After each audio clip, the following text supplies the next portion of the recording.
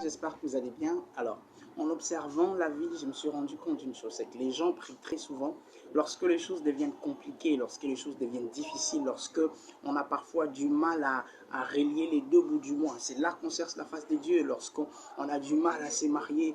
Et j'ai comme l'impression que Dieu n'est le Dieu que de ces gens-là, de ceux qui souffrent, de ceux qui peinent à trouver un travail, de ceux qui peinent à trouver les mariages. Mais la question que je me suis posée, mais est-ce qu'il n'est pas le Dieu de ceux qui n'ont pas beaucoup cherché mais qui ont quand même trouvé du travail?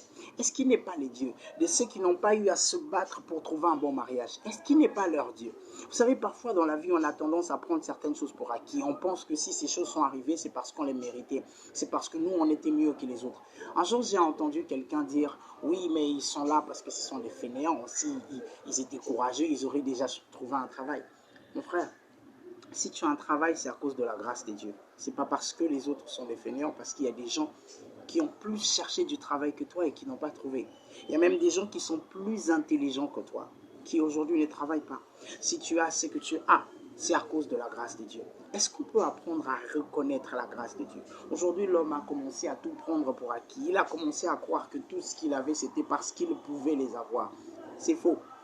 Les choses qu'on a aujourd'hui dans la vie, le mariage, la voiture, c'est pas cette influence que tu as, tout ce que tu as, ce n'est pas parce que tu peux, c'est parce que Dieu veut. Parce que le jour où Dieu ne veut pas, tu ne les auras pas. Peu importe ce que tu auras fait. La preuve, c'est qu'il y a des gens qui fournissent les mêmes efforts que toi, peut-être même plus, mais qui n'ont pas ce que tu as. Ils n'ont pas ce que tu as. Alors aujourd'hui, je suis venu t'exhorter à apprendre à reconnaître la grâce de Dieu. Reconnais la grâce de Dieu dans ta vie.